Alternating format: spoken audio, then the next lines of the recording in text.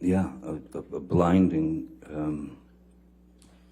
a blinding hurt. It was like somebody had hit me in the back of the head with a 2x4. And as it said, I had no ability to speak prior to, because even if I had done an interview to try to explain myself, it turned into a hit piece. So my mouth was shut. And this was the opportunity where I thought,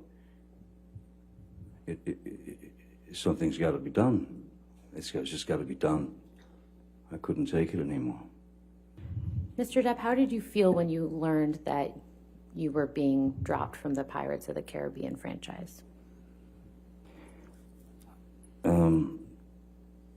Well, it was the Pirates of the Caribbean franchise. It was a character that Captain Jack Sparrow was a character that I had built from the ground up, and was something that I of course put a lot of as you do with all characters, but you put a lot of yourself into the character. So, and also having worked on these films with these people and having added much of myself, much of my own rewriting of the dialogue and scenes and the jokes and whatever they are, I didn't quite understand how that, after that long relationship and quite a successful relationship, certainly for Disney, that suddenly I was guilty until proven innocent. Mr. Depp, what was your intention with respect to future Pirates movies, aside from what you'd been asked to do? My feeling was that these characters should be able to have their proper goodbye, as it were. A franchise can only last for so long.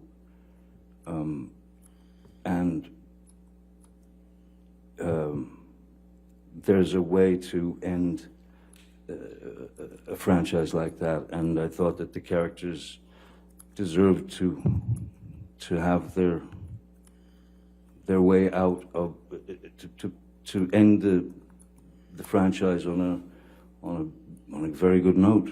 I planned on continuing until it was time to stop.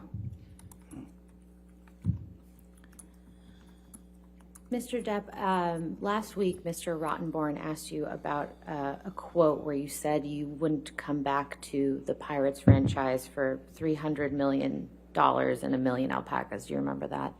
I do. When relative to learning that you would no longer be a part of the Pirates franchise, did you make that statement?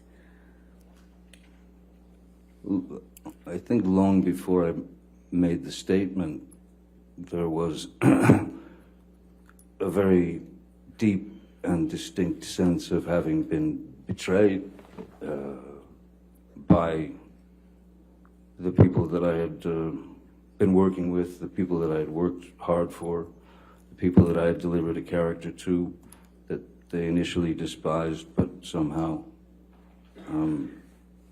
even I stuck to my guns with the character and it seemed to work. So, do you recall when specifically you made that statement about the $300 million and the 100 alpacas? Objection, asked and answered. Overruled, I'll allow it. I believe I made that statement during a press conference in the San Sebastian at the San Sebastian Film Festival when I was asked about my situation. And what year would that have been, if you can recall? I believe it was last year or so.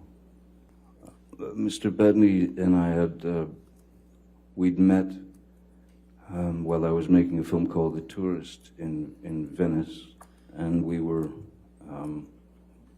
it was an instant connection. He's born and bred in the UK and has that English sort of dry, kind of obtuse, abstract sense of humor. And that was one of the things that we connected on. How would you describe Mr. Bettany's relationship with Miss Heard while you and Miss Heard were together? Abominable. Why was that?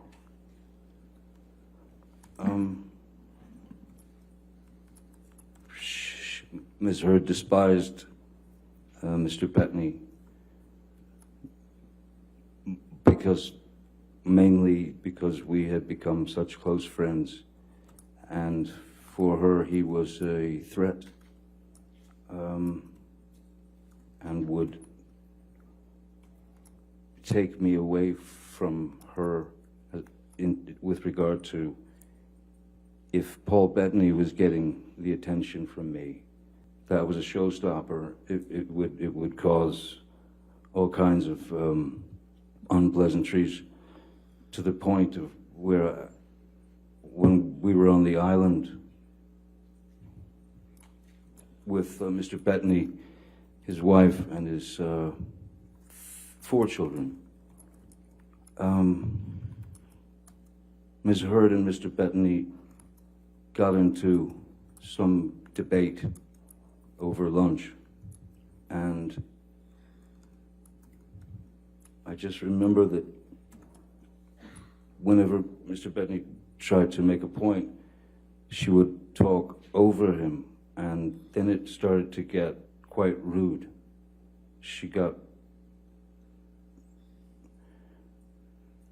mean, and she got loud, and then I believe it was his 18-year-old boy who was getting ready to go to a very bright, brilliant kid.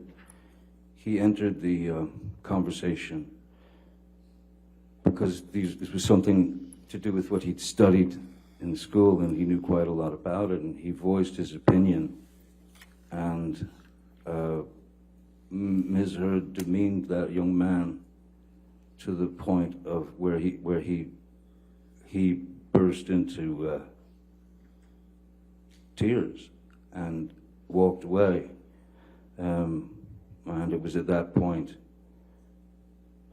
that I had spoken to Ms. Heard and said, that's just unacceptable.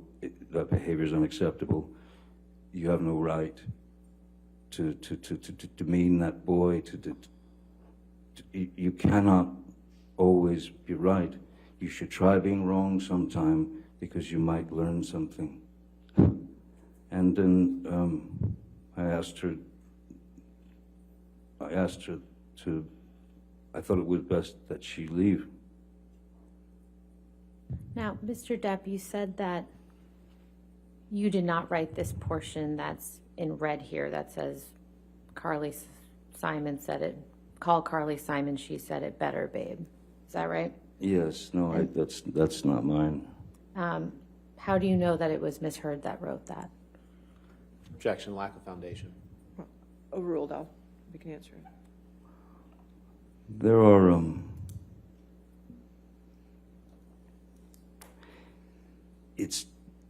first it looks like it's trying to match my handwriting, but my handwriting is a lot more of a scribble. And why are you apologizing to Dr. Kipper in this message? I believe that at that point in my brain and in my life and in my heart, I was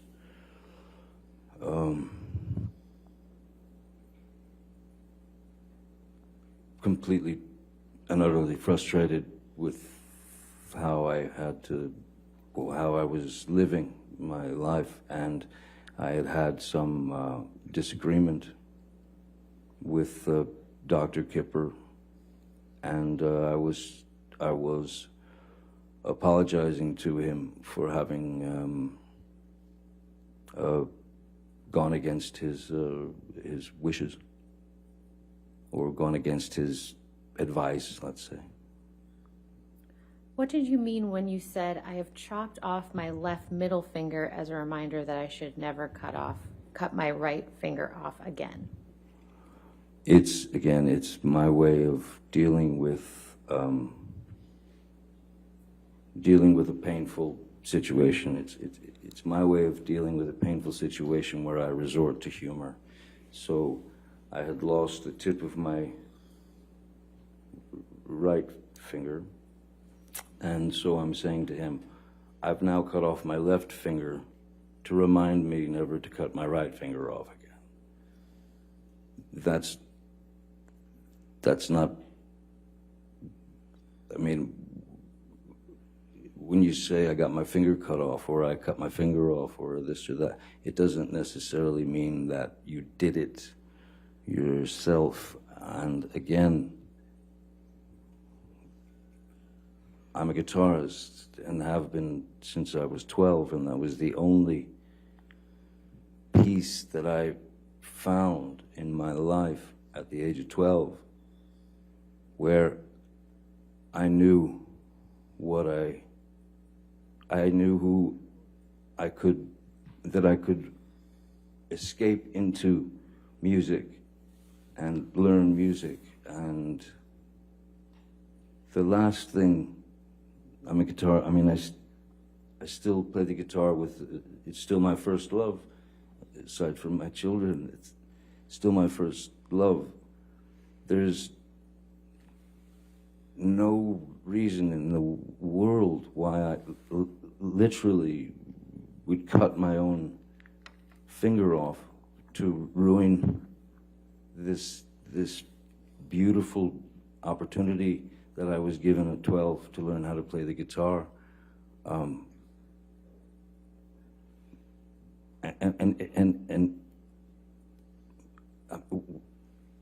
Again, why would I start lopping off digits in my 50s? I've chopped my finger off. It's like saying, you know, I bumped into a knife or something. You know, it's not. I'm not admitting to. I think if I was going to admit to someone that I actually chopped my finger off, this text wouldn't be as it is. I think it would have been a long explanation as to why I got to that point. But no, I can't take responsibility for what I now call Little Richard, my chopped finger. When I went to the doctor, the emergency room, I lied to them because I didn't think it wise to cause a ruckus, implicate Miss Heard, and then have 8 million stories out in the press about how she'd thrown a bottle of vodka at me, and it smashed all the bones in the tip of my finger and cut off about, well, it was all sliced down through. You've seen the pictures. It was pretty horrible. It's been going on too long, Amber. Maybe we just gotta stop this. Just gotta stop it. I don't know how to get my reputation back. We write a letter together. Does that mean? Saying that we're gonna take this out of the public eye. Saying that we're gonna try and work this out on our own. Saying that the media has created such a f***ing hateful storm that it's sickening, that we love each other, and that we want to make sure each other is okay. Have we had fights in the past? Have we had this or whatever? F it, they already know all that shit. Don't matter. Here's the deal. No, it matters. It makes. That you have no idea. Every ounce of my credibility has been taken from. I mean, and done so in a dishonest way. You know. Amber, the abuse thing is we've got to deal with that. Yeah. We've got to deal with that, I don't have Amber. any way of my credit is my credibility. You know what? And why did you put that out there?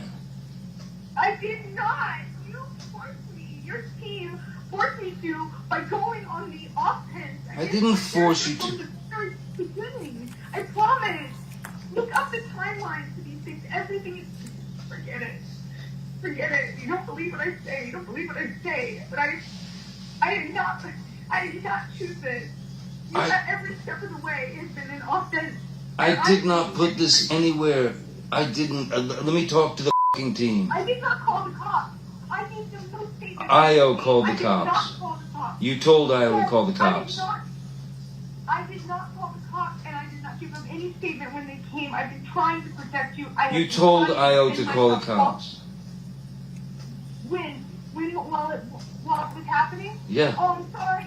I'm sorry, because the last time that it got crazy between us, I really did think I was going to lose my life, and I thought you would do it on accident. And I told you that. I said, oh my God, I thought the first time. Amber, I lost a fucking finger, man. Come on. I had a mineral can, a jar of mineral spirits thrown at my nose. You can please tell people that it was a fair fight and see what the jury and judge think. Tell the world, Johnny. Tell them Johnny Depp.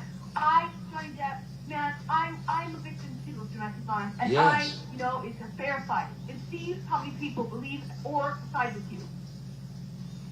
It doesn't matter if it's a fair fight. My ass. Exactly, because you're. Mr. Depp, when did you have the conversation reflected in this recording with Ms. Heard? I don't recall exactly when it was. What's your best estimate?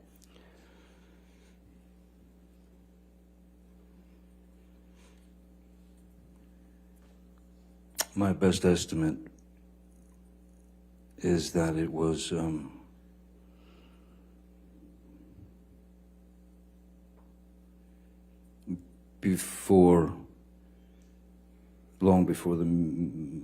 quite a while before the meeting in San Francisco in July. Excuse me. How far after May 21st, 2016 do you think that conversation was? Objection, calls for speculation. He's already said he doesn't remember when it was. I'm asking for his best estimate. I'll allow it if you can answer it. That's fine. Sorry, could you ask it again? I was distracted. How long after May 21st, 2016 do you believe that conversation took place? I would say that it was not too far, maybe a couple of months. It was far enough to where the world media was already bombarding me.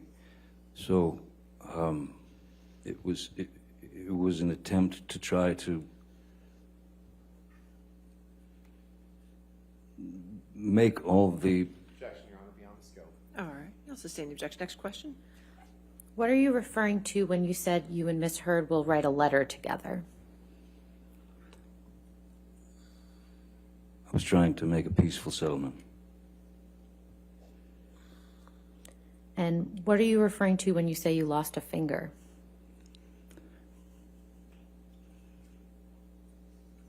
A very large bottle of vodka severing my my middle finger in Australia. And what were you referring to when you said a can of mineral spirits was thrown at your nose? One of the arguments on the island where Miss Heard had been howling at me with some argument, and she picked up a can of mineral spirits about yay big and just heaved it at me, and it struck me on the bridge of the nose and the right there, you know, the forehead. And what did you say in response when Miss Heard said, "Tell the world, Johnny, tell them Johnny Depp, I, Johnny Depp, a man, I'm a victim too of domestic violence"? I said yes.